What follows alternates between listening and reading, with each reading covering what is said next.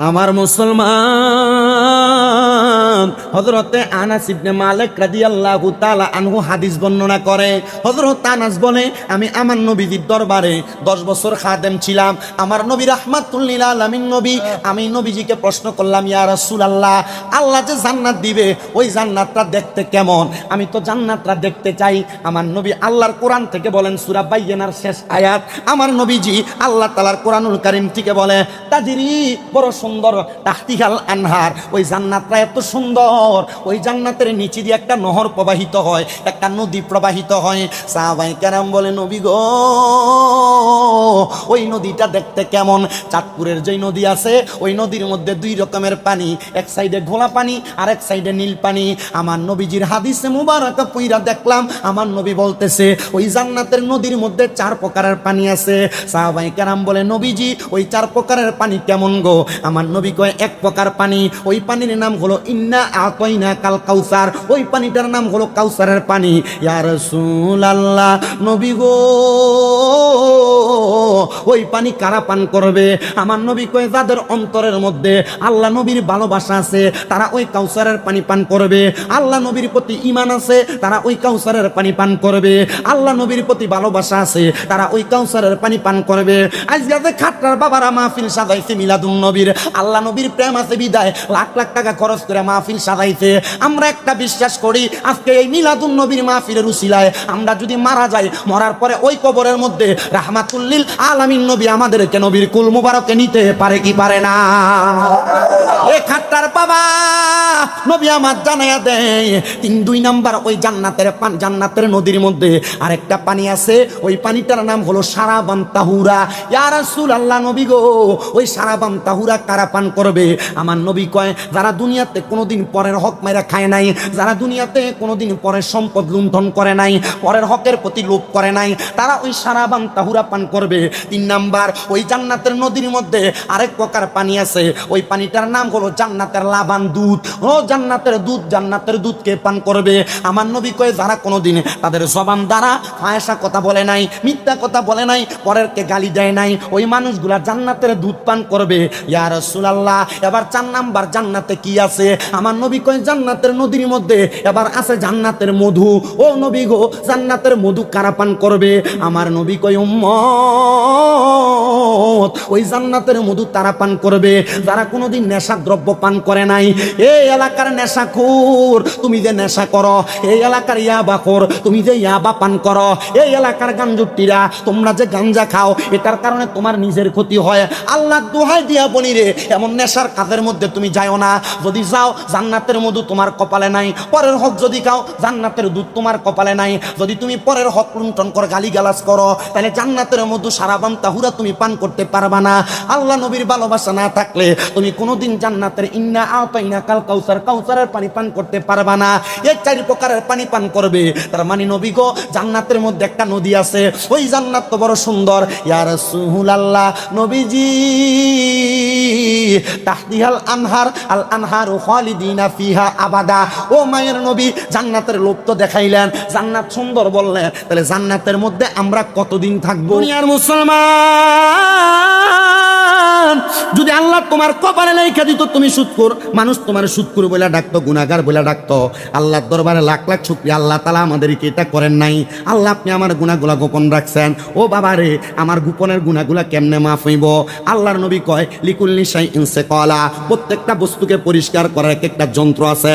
সাহাবায়ে কেরাম একটা ডাক দিয়া বলি, ইয়া রাসূলুল্লাহ, নবী গো,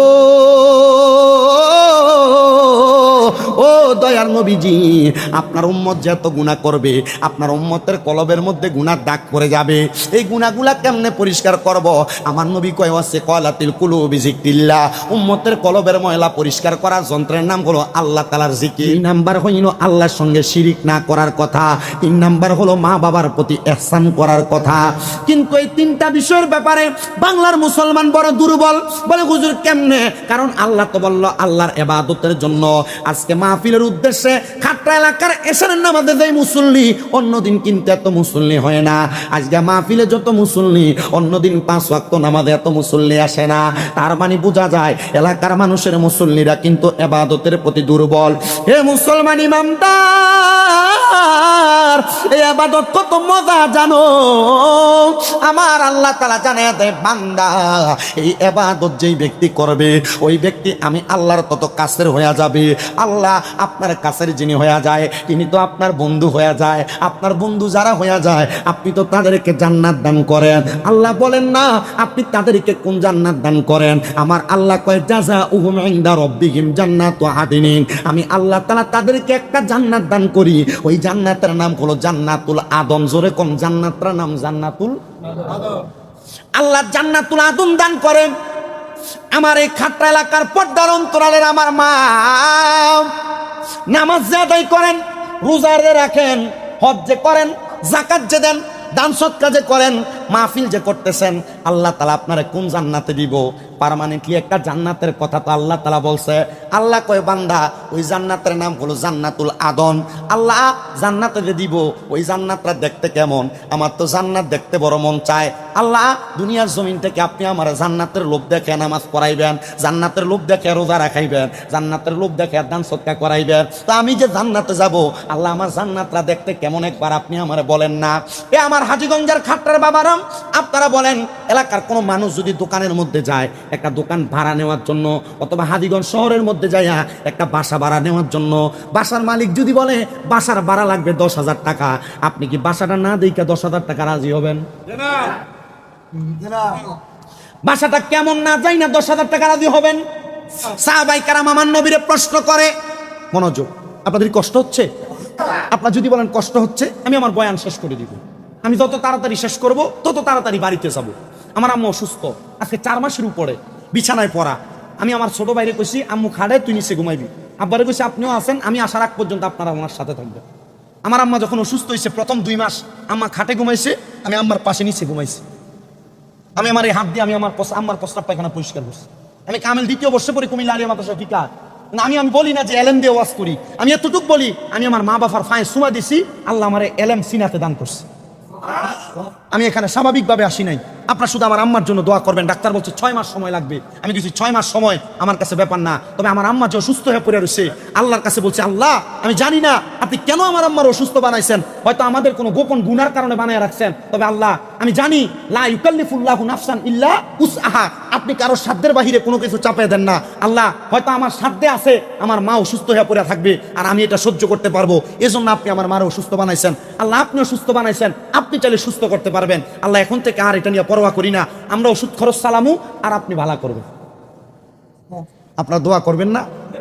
আর আপনাদের এই দোয়া, আমার মা বাবার এই দোয়ায় আমার 6টা মাদ্রাসা চলে।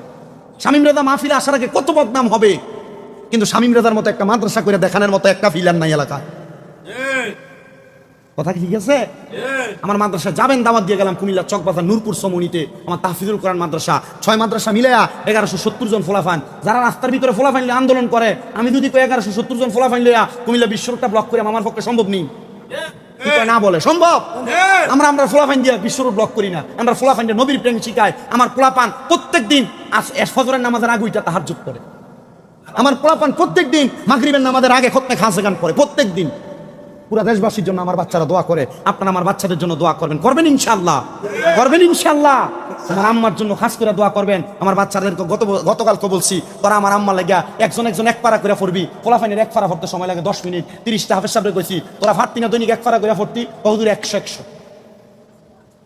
মারহাবা কন। আমার 30টা ছাত্র 1 পারা খতম কোরআন পড়তে কতক্ষণ লাগে? কতক্ষণ? 10 মিনিট 12 মিনিট সময় লাগে। আলহামদুলিল্লাহ কন্যা বেটা, দোয়া করবেন শুধু আপনারা। তো আমি আপনাদের কাছে যে ওয়াজ করতে, ওয়াজটা মনোযোগ দিয়ে শুনবেন। আমার মুসলমান হযরতে আনাস ইবনে মালিক রাদিয়াল্লাহু তাআলা আনহু হাদিস বর্ণনা করে।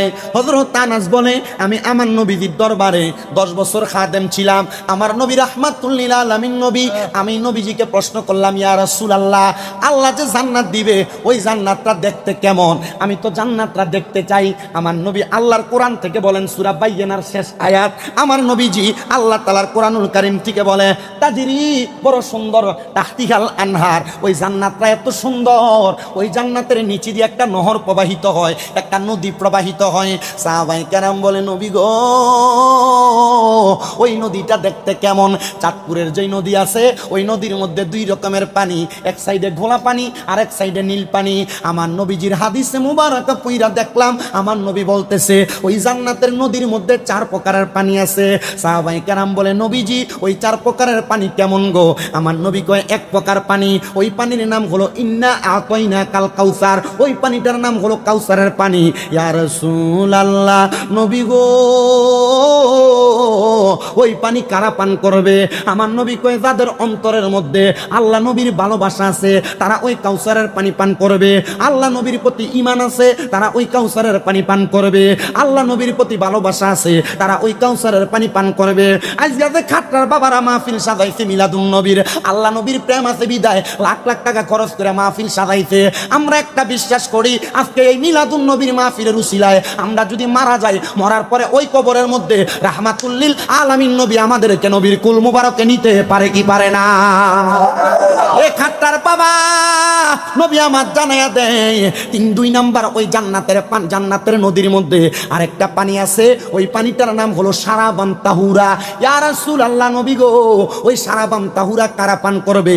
আমার নবী কয়, যারা দুনিয়াতে কোনোদিন পরের হক মাইরা খায় নাই, যারা দুনিয়াতে কোনোদিন পরের সম্পদ লুণ্ঠন করে নাই, পরের হকের প্রতি লোভ করে নাই, তারা ওই সারাবান তাহুরা পান করবে। 3 নাম্বার ওই জান্নাতের নদীর মধ্যে আরেক প্রকার পানি আছে, ওই পানিটার নাম হলো জান্নাতের লাবান দুধ। ও জান্নাতের দুধ, জান্নাতের দুধকে পান করবে। আমার নবী কয়, যারা কোনোদিন তাদের জবান দ্বারা ফায়সা কথা বলে নাই, মিথ্যা কথা বলে নাই, পরেরকে গালি দেয় নাই, ওই মানুষগুলা জান্নাতের দুধ পান করবে। ইয়া রাসূলুল্লাহ, এবার 4 নাম্বার জান্নাতে কি আছে? আমার নবী কয়, জান্নাতের নদীর মধ্যে এবার আছে জান্নাতের মধু। ও নবী গো, জান্নাতের মধু কারা পান করবে? আমার নবী কয়, উম্মত, ওই জান্নাতের মধু তারা পান করবে যারা কোনোদিন নেশা দ্রব্য পান করে নাই। এই এলাকার নেশাখোর, তুমি যে নেশা করো, এই এলাকার ইয়াবাখোর, তুমি যে ইয়াবা পান করো, এই এলাকার গাঞ্জুটিরা, তোমরা যে গাঞ্জা খাও, এটার কারণে তোমার নিজের ক্ষতি হয়। আল্লাহ দোহাই দিয়া বলি রে, এমন নেশার কাজের মধ্যে তুমি যাও না। যদি যাও, জান্নাতের মধু তোমার কপালে নাই। পরের হক যদি খাও, জান্নাতের দুধ তোমার কপালে নাই। যদি তুমি পরের হক লুণ্ঠন করো, গালিগালাজ করো, তাহলে জান্নাতের মধু সারাবান তাহুরা তুমি পান করতে পারবা না। আল্লাহ নবীর ভালোবাসা না থাকলে তুমি কোনোদিন জান্নাতের ইন্না আতাইনা কাল কাউসার, কাউসারের পানি পান করতে পারবা না। এই 4 প্রকারের পানি পান করবে। তার মানে নবী গো, জান্নাতের মধ্যে একটা নদী আছে, ওই জান্নাত তো বড় সুন্দর। ইয়া রাসূলুল্লাহ, নবীজি তাহতিহাল আনহার, আল আনহারু খালিদিনা ফিহা আবাদা। ও মায়ের নবী, জান্নাতের লোক তো দেখাইলেন, জান্নাত সুন্দর বললেন, তাহলে জান্নাতের মধ্যে আমরা কতদিন থাকবো? বাড়ি ভাড়া 10,000, বছরে নাম আছে কথা কয় না। দুনিয়াতে বাঁচবেন 60 বছর। আপনার দাদা মারা গেছে আজকে 100 বছর, কবরে যে আছে কেমন আছে, কি খবর অবস্থা আপনি জানেন না। নবীজি, ওই জান্নাতের মধ্যে আমরা কতদিন থাকবো গো? আপনি নবী বলেন না। আমার নবী কয়, আমি বলি না, আমার আল্লাহ স্বয়ং বলে দেয়। কি বলে? কয়, খালিদিনা ফিহা আবাদা। মারহাবা, আজরে কোন মারহাবা। এই আবাদা শব্দটার তাফসীরে পরে আসতেছে। আল্লাহ প্রথম কয় খালিদিনা ফিহা, ওই জান্নাতের মধ্যে তোমরা চিরস্থায়ী বাসিন্দা হইয়া থাকবা। আমার নবী ডাক দিয়া কয়, শুধু চিরস্থায়ী বাসিন্দা? আল্লাহ কয়, নবী গো, উম্মতরে বইলা দেন আরেকটা শব্দ ব্যবহার হয়েছে আবাদা। শুধু চিরস্থায়ী বাসিন্দা হইয়া থাকবে না, আবাদা, তারা জান্নাত থেকে বের হতে চাইবে না। সুরে সুরে বলেন সুবহানাল্লাহ। এত মজার জান্নাত, বের হইতে চাইবে না। মারহাবা বললেন না? হযরতে কাবিসা রাদিয়াল্লাহু তাআলা নবীর সাহাবী প্রশ্ন করি, ইয়া রাসূলুল্লাহ, ইয়া হাবিবাল্লাহ, এ জান্নাত যে বললেন নিচে দিয়া নহর প্রবাহিত হবে, তাইলে আল্লাহ এটা বানাইছে কি দিয়া? মারহাবা কইলেন না? দেখবেন সমাজে এমন অনেক লোক আছে, 100 টাকা খরচ করবে, বারবার জিগায়, এটা এখানে খরচ হবে, আমার লাভ কি হবে? কথা কয় না। আমার যখন দাওয়াত দেন, আমি জিজ্ঞাসা করছি, আমার যে দাওয়াত দিবেন এর আগের বছর কোন বক্তা আইছে? আমি জিজ্ঞাসা করছি, আপনারা যে মাহফিল করবেন, আমার মাইক দিবেন কয়টায়, হাদিয়া দিবেন কত? বারবার জিগাইছি। কি লাগা? কারণ আমি যাই না, তারপরে যাবো, এর আগে যাইতাম না। আল্লাহর নবীর সাহাবায়ে কেরাম জিগায়, ও নবী, জান্নাত যে বানাইছে আল্লাহ কি দিয়া বানাইছে? কয় স্বর্ণের একটা ইট, রূপার একটা ইট দিছে, মাঝখানে লাল ছোট ছোট ইয়াকুত পাথর, জামারুত পাথর দিয়া আল্লাহ তাআলা জান্নাত বানাইছে। এত সুন্দর, এত সুন্দর, এত সুন্দর নবী গো, কেমন সুন্দর। আর মানুষ কেমনে প্রবেশ করবে? বলে মানুষ বিসমিল্লাহ বলে ফুলসেরাতের রাস্তার মধ্যে ডান পা দিবে, বাম পাটা আলহামদুলিল্লাহ বলে যখন ফেলবে, চোখটা খুলে দেখবে জান্নাতের মধ্যে প্রবেশ করেছে। এত সুন্দর মেহমানদারি জান্নাতের মধ্যে প্রবেশ করলে আমার আল্লাহ তাআলা মাছের কলিজা দিয়া জান্নাতীদেরকে মেহমানদারি করবে। জোরে সরে বলেন সুবহানাল্লাহ। ইয়া রাসূলুল্লাহ, ইয়া হাবিবাল্লাহ, বুঝতে পারলাম। তাহলে বলেন না ওই জান্নাতে কারা কারা থাকবে? আগে বলছি জান্নাতের ওই শরাব কে কে খাবে, এবার নবী আমার বলতেছে ওই জান্নাতে থাকবে দুই প্রকারের ব্যক্তি। ইয়া রাসূলুল্লাহ নবী, কোন দুই প্রকারের ব্যক্তি থাকবে? এবার আমার আল্লাহর কোরআন বলে রাদিয়াল্লাহু আনহুম ওয়া রাদু আন, ওই জান্নাতের মধ্যে যেই দুই প্রকারের ব্যক্তি থাকবে, এক প্রকারের ব্যক্তি হলো যাদের প্রতি আমার আল্লাহ সন্তুষ্ট হয়েছে, আর যারা আমার আল্লাহর প্রতি সন্তুষ্ট হয়েছে। আপনারা হাজীগঞ্জের খাট্টার মানুষ বলেন, আপনারা সবাই আল্লাহর প্রতি খুশি না বেজার? আপনারা সেই জান্নাতে যাবেন, কিন্তু বাবা শুধু আপনি খুশি থাকলে হবে না, আল্লাহ তো আপনার প্রতি খুশি থাকা লাগবে। ও আল্লাহ, আপনি কেমনে খুশি হন? আল্লাহ কয় আমার নবীর মাধ্যমে, রাদার রব্বি ফি রিদাল ওয়ালিদাইন, মা বাবার খুশিতে আমি আল্লাহ খুশি হই, মা বাবার সন্তুষ্টিতে আমি আল্লাহ সন্তুষ্টি হই। সাখাতুর রব্বি ফি সাখাতিল ওয়ালিদাইন, মা বাবার অসন্তুষ্টিতে আমি আল্লাহ অসন্তুষ্ট হয়ে যাই, মা বাবার অখুশিতে আমি আল্লাহ অখুশি হয়ে যাই, মা বাবার নারাজে আমি আল্লাহ নারাজ হয়ে যাই। আল্লাহ তাহলে বোঝা গেল আপনারা যদি খুশি করা লাগে, আপনারা যদি সন্তুষ্ট করা লাগে, আগে আমি আমার মা বাপকে সন্তুষ্ট করা লাগবে। এ খাট্টার বাবা, আমি জানি না আজকের মাহফিলে কে বসছেন, আপনাদের মারে ধমক দিছেন, আপনার বাবারে ধমক দিছেন, আপনার মা বাপরে জুদা করে দিছেন। যুবক বাইরে, মুরব্বী বাবারে, মা বাপরে কেউ যদি জুদা করে দিয়া থাকো, মা বাপরে কেউ যদি আলাদা করে দিয়া থাকো, দাও তোমার পাগুলো আমার সামনে দাও, আমি শামিম রেজা জিব্বা দিয়া তোমার পাও পরিষ্কার করে দিব। কেন জানো? কারণ মা বাবার মনে কষ্ট দিয়া আমি শামিম রেজা না, সারা বাংলাদেশের বড় আলেম দিয়ে ওয়াজ করাইবা, এ ওয়াজ দিয়ে কোনো লাভ হবে না। আল্লাহর দোহাই লাগে রে যুবক, আল্লাহর দোহাই লাগে রে মুরব্বী বাবা, তোমরা অনেকে মা বাবার মনে কষ্ট দিয়া রাখছো, একটা ধমকের মাধ্যমে আম্মা আব্বারে কষ্ট দিয়া রাখছো, তোমরা মা বাপরে আলাদা করে দিছো। মা বাপ সকালবেলা এক ভাইয়ের ঘরে ভাত খায়, দুপুর বেলা আরেক ভাইয়ের ঘরে ভাত খায়, সন্ধ্যাবেলা আরেক ভাইয়ের ঘরে ভাত খায়। এমনও আছে এলাকার মধ্যে মা বাপরে ভাত খাবা নিল এলাকায় মেল করা লাগে, সদাইনারে ডাইকা বিচার করা লাগে। কারণটা কি? বলে তারা তিন ভাই মা বাপের খাওয়ায় না, দুই ভাই খাওয়ায়, এক ভাই খাওয়ায় না। সন্তান না রে না, মা বাপ তোমার যে মানুষ করছে, মা বাপ যে তোমার গর্বে নিছে, তোমার গর্বে মানিয়া বড় কষ্ট করছে, কেমনে তুমি ওই মারে বাদ দাও না? কেমনে তুমি ওই বাবারে ধমক দাও? ওই বাবা নিজে না খেয়ে তোমারে খাওয়াইছে। মা 10 মাস 10 দিন যখন গর্বে ধারণ করছে, তুমি সন্তানের জন্য মা বড় কষ্ট করছে, মা ভালো করে ঘুমাইতে পারে নাই, পেটের বেদনায় তুমি একবার ডান দিকে লাঠি দিছ, একবার বাম দিকে লাঠি দিছ। আমি জানি রে, আজকে এই খাট্টার মাহফিলে এমন অনেক বাবারা বসছেন, আপনাদের সন্তান হয়তো আপনাদেরকে কষ্ট দেয়, সন্তানের কাছে মনে হয় চায়া চায়া টাকা নেওয়া লাগে। এই সন্তানের দল মা বাবার মনে কষ্ট দিয়া মক্কার ঘরে যে হজ করবা, কোনো লাভ হবে না। মদিনায় যে সালাম দিবা, কোনো লাভ হবে না। খাট্টার মসজিদে তাহাজ্জুদ করবা, কোনো লাভ হবে না। আল্লাহর দোহাই লাগে রে বাবা, ওই মা বাবার মনে কষ্ট দিও না। কেউ যদি কষ্ট দিয়া থাকো, আজকে আমার সাথে ওয়াদা করো, এখান থেকে বাড়িতে যাইয়া মার পায়ের মধ্যে ধরবা, বাবার পায়ের মধ্যে ধরবা, ধরা বলবা মা আল্লাহর রাস্তায় আমি সন্তানরে মাফ করে দেন। মা বাপ যতক্ষণ পর্যন্ত বলছে তোমারে মাফ করে দিছি, ততক্ষণ পর্যন্ত মা বাবার পাও ছাইরো না। বলে হুজুর মা বাবার পাও ছাড়বো না, এটা কেমন কথা বলেন? আমরা এলাকায় অনেক মৌলবী সাহেবরা ফতুয়া দেয়, মা বাবার পায়ে ধরলে এটা শিরিক হয়, মা বাবার পায়ে ধরলে বেদাত হয় না রে সন্তান, না, মা বাবার পায়ে ধরলে শিরিক বেদাত হয় না। আমি শামীম রাজা এমনে বক্তা হই নাই, আমি শামীম রাজা এমনে ওয়াজের স্টেজে বসি নাই, এমনি চেয়ারে বসে ওয়াজ করি না। আমি আমার এই মুখগুলা দিয়া আমার মা আর পায়ে চুমা দিছি, আমার আব্বার পায়ে চুমা দিছি। আমি যেদিন আমার আব্বার পায়ে চুমা দেই, আমার আব্বা বসে দেখ ফোলা কি ফাগলামি করে। আমি যেদিন আমার মার পায়ে চুমা দিছি, আমার একটা ভিডিও ম্যান ছিল, সে আমার সাথে থাকতো, সে আমার কয় আপনারে মানছে হাতে চুমা দেয়, আপনারে মানছে কপালে চুমা দেয়, আপনি দিয়ে আপনার আম্মার পায়ে চুমা দেন। আমি কই ফিরে, আমি আমার মায়ের কদমে চুমা দিয়া আম্মার কদমে ছোট থাকার কারণে আল্লাহ আমার দেশ জাতির কাছে বড় বানায়। আপনারা বলেন মা বাবার কদমে ছোট কইলে ওই সন্তানকে আল্লাহ তাআলা বড় বানাইতে পারে কি পারে না?